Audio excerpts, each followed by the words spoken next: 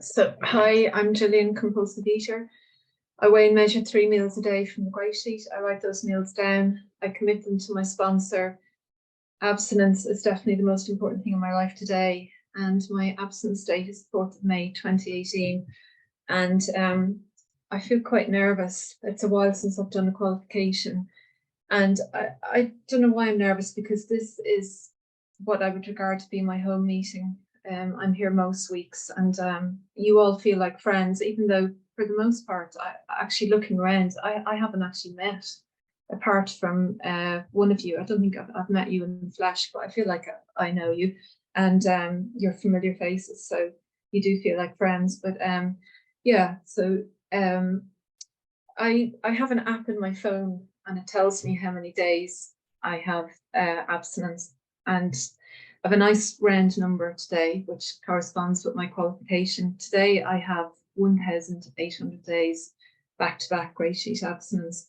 And I said that recently, thank you. I said that recently on a meeting, and somebody came back in. I thought it was quite funny. And she said, my disease is not impressed with my day count.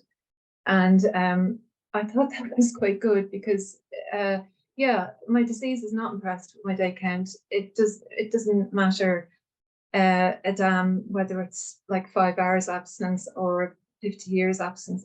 I know my GreySheet, or sorry, my disease would take me down in one bite. And it's that awareness and that fear, I think, that keeps me one of the many things that keeps me going. But I have a very healthy fear of my disease, and I'm well aware that, as they say, it's doing press ups in the next room. But still, I enjoy the fact that I have that amount of absence, because there was a time where I couldn't make it to lunchtime without eating, and I spent a long time like that. And my disease caused me a lot of distress. And when I look back on my life, I lost many years to eating and many experiences to eating. And you know, one of the fallouts from overeating for me was putting on a huge amount of weight, which destroyed my confidence. And I avoided life for a long time. And that's one of the many things I enjoy about abstinence. More and more, I'm saying yes to different experiences. My life has really opened up through this program. So at my very highest, I was 230 pounds, and today, well, from the first of this month, I weighed in at 135 pounds. So I'm more or less maintaining 100 pounds for. It took me about 10 months to lose that, and I know we don't say our anniversaries before they actually arrive, but I am moving very close to 5 years now. So you know, it's still shocking to me when I see a reflection of myself in a shop window. I'm kind of thinking, who's that thin person? Because that's not my experience. From the time I hit puberty, my weight went on, and through dieting, I managed it somewhat, but I was always either very overweight, or sort of overweight. So I was never, you know, living in a healthy body is just still, even after these years, still quite it's pleasantly surprising to me.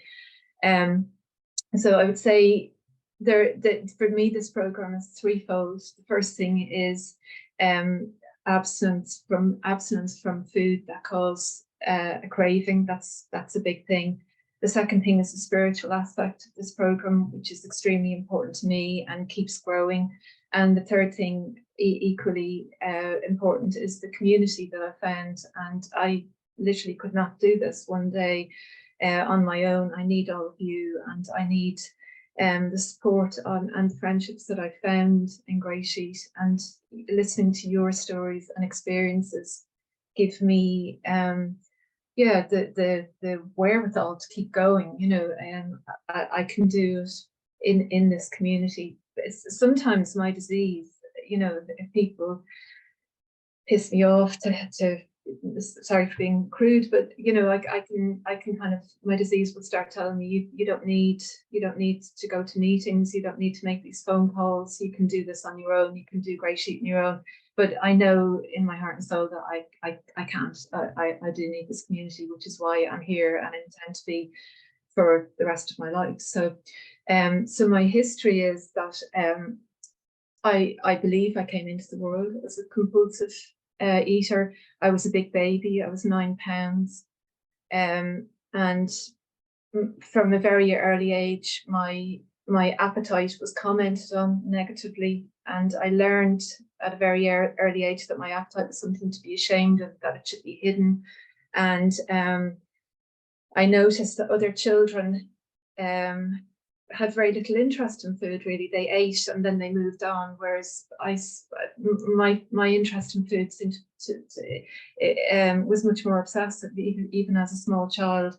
And it really began to play out when I hit puberty and my weight went up, and I began to put on weight, and I was bigger than everybody else, and there were negative comments about that. And my mother, I don't blame her for this, because she was just doing what she thought was the right thing to do. She would hide food from me and pretend there wasn't, food in the house or whatever, and try and control what I was eating, which I couldn't stand. And I still can't stand if somebody tries to control what I'm eating, even now as a GreySheeter. That feeling makes me quite anxious. But yeah, and I started dieting then, probably around the age of 13.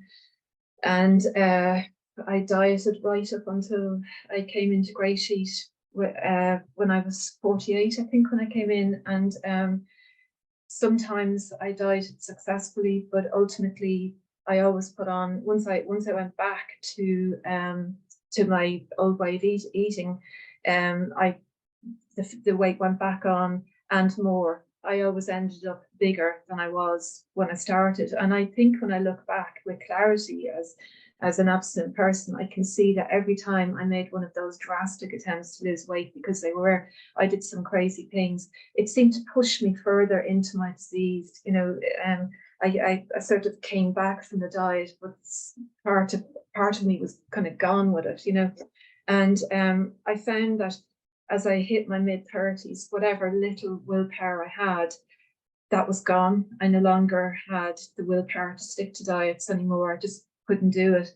And that was very frightening. And I began to look into other avenues of, I began to look into something that became quite popular in the 90s, I think, and still is quite popular now, is intuitive eating. And that was something that I chased for a long time. I went to a lot of seminars and I bought a lot of books at great expense. I traveled long distances to attend seminars about intuitive eating, and I learned a lot of really interesting, good stuff, very scientifically based stuff. But as it says in the big book, self-knowledge availed me nothing. And with that in mind, I was just looking through the big book before I came on, and it was talking about referring in this instance to an alcoholic who had learned that he couldn't drink, and he thought that knowledge would keep him sober, but sooner or later the idea came into his head that having a couple of drinks would be a good idea. And I'm comparing that to my eating. No matter how much intellectual knowledge I received in those seminars, good information, I would always, it would only take a couple of seconds for me to fall back into my old ways. And what I want to read from the big book is on page 45. But we found that such codes and philosophies did not save us. No matter how much we tried, we could wish to be moral, we could wish to be philosophically comforted. In fact, we could will these things with all our might. But the needed willpower wasn't there. Our human resources, as marshalled by the will, were not sufficient. They failed utterly. And that's what happened with my willpower. It failed utterly. And that leads me into the next thing that I tried was I looked into kind of religious programs, and I don't want to knock any of these programs because they work for some people, but they didn't work for me. And some of them were kind of Bible-based, and others were kind of intuitive eating with religion attached onto it. And what the end result of that was, I failed spectacularly, and it made me feel that I had failed God, that my faith wasn't strong enough to keep me from overeating. And in my abstinence, I have actually returned to my childhood religion, and I find great strength in that. But I do feel that my higher power. What have I got? 5 minutes left. Okay. Thank you, Ben. My higher power definitely wants me in GreySheet. The thing that I like about GreySheet is there are many different beliefs of what that higher power is, but we're all kind of working together in the same kind of we're singing off the same hymn sheet, as it were. And just to there are so many different experiences I've had. I was trying to pick out one that would describe, how this plays out in my life, and one in particular stood out for me. I hope I have enough time to get through it, but and just briefly, I love traveling, and at one point I went to Vietnam for 18 days with a group of people that I very much liked, and we flew into the north and worked our way down the country. And at some point, I don't know, it was halfway or whatever, we were in a place called How Long Bay, and the group that were leading us rented a boat, and we moved out into this bay, which was spectacular. I've never seen anything like it since. It was kind of like blue water with these kind of, I can only describe them as chess pieces coming up out of the sea. They were natural rock. And it was the most perfect blue sky day. And the food on the boat was fabulous. I wasn't abstinent then. And as I said, the company was great. And it should have been wonderful. And yet I felt utterly miserable. And I was wearing some big tent affair in black, because that's what I wore to try and make myself appear slimmer. In that kind of heat, my face always went bright red and I was sweating. And I'd eaten too much as usual, because I was trying to use food to manage my feelings of disease about myself. And I felt a sense of despair, like, that same old thing cropping up, like, how am I ever going to solve this problem of overeating, just, constantly. I was either dieting or binging. And in this instance, I was in a binging, but trying not to let the people on the boat see that how much I was eating. And the same answer came up to me in my head, and that was, oh, I'll go on a diet when I go home. And that was the only thing I had, that even though the expression, foolish consistency is a hobgoblin with little minds, but that was always, even though I failed spectacularly at every diet, that was always the answer. And I'm so grateful today that I don't live like that. This like pendulum swinging, and in GreySheet, I never have to diet again. And I wake up in the morning and I think about that. I'm not on a diet today, because that was always the thing that greeted me first thing in the morning. Am I dieting? How long can I last? How long will I get to lunchtime? And it was always something hideous that I was doing, almost like as a way of maybe punishing myself because of my lack of control. So how long have I got now, Ben? Sorry. 1 minute. Okay. I'm sorry. You have 1 minute and 41 seconds. Oh, okay. Thank you. So I just want to round it off on a very happy note that GreySheet is the answer for me. And I think a turning point for me. I want to say this for people who may be struggling. I didn't get this the first time I came into GreySheet. I found GreySheet by accident in 2010. I thought I was going to an OA How meeting, and I did it for a couple of weeks, and then I left. I just found the whole thing was just really weird and strange. So if anyone feels like that, I don't know if there's any newcomers on this meeting. Thank you, Ben. I didn't get it the first time, and that was 2010. And then over the years, I kept thinking about it, and I would dip my toe in occasionally. I used to listen to YouTube videos, which is how I found my present sponsor.